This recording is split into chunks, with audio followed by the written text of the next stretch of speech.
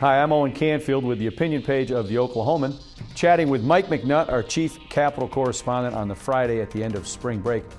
That made it sort of a slow week at the Capitol in terms they didn't meet all the way through Thursday. They took off after Wednesday. But as always, there's stuff to talk about. And Mike, let's today talk about the issue of tax cuts. That still remains very much on the front burner.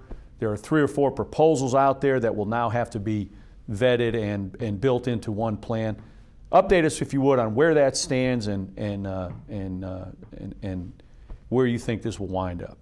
Well, as you mentioned, this is kind of a slow week, spring break. The week before was deadline week, very hectic.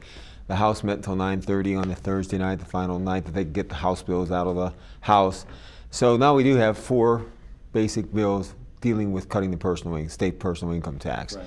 And what's happening now is the House and the Senate each have formed what's called a working group, several members of each body, and they're reviewing those income tax plans. Right. And now the Senate bills are in House committees, the House bills go to Senate committees. They're up for, in the next couple of weeks, they'll go through those respective committees, then they get to the House and Senate floor, then they'll go to a conference committee. Right.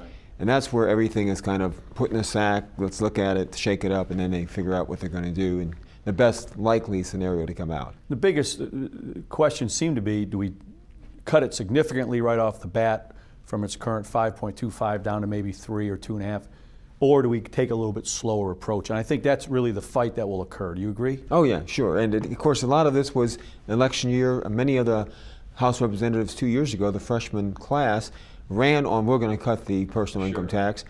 And the first proposals that came out that got a lot of publicity were the ones that called for a pretty good chunk being cut off next year and then eliminating the tax either 10, 20 years from now. Right. Now, Senator Mazie had a plan that came out of the Senate task force that looked at the income tax reform. Right. And that was the first one out of the chute and actually had matching numbers correlating it, where the cuts are going to be. Mm-hmm. And that caused much more simpler 0.25% reduction this year and next year, so a 0.5% total over 2 years. And that's already, you know, some people when that first came out said, wait a minute, it's child care credits, it's earned income credits, sales tax relief, and also some corporate tax credits being eliminated. Right. Probably at the end of the day, we're going to see something, I think, more closer in line with that because not quite as drastic on the front end. Not quite as drastic because they vowed they're not going to increase any other tax, which is very difficult to do, as you pointed out, we pointed out.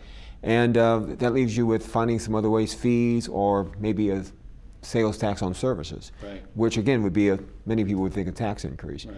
So, you know, the income tax, personal income tax, makes up about 30% of the state's revenue. And just like if your household, if you lost 30% of your money, can you cut back that savings that much in 1 year? Right. Maybe it's better to take little bites and see how it goes, and then continue those cuts, maybe put some triggers in like the governor's plan calls for. Right. They might also look at changing those income tax brackets. The governor's plan calls for reducing the personal income tax brackets from 7 to 3. They may look at that as well. So we'll see, but it's a lot of discussions the next 2 to 3 weeks. Probably in a month we'll get a better idea. Well, it'll be interesting to see how it unfolds, and Mike will be on top of it as he is on all issues at the Capitol. I invite you to read his stuff every day in the Oklahoman and here on News Ocala.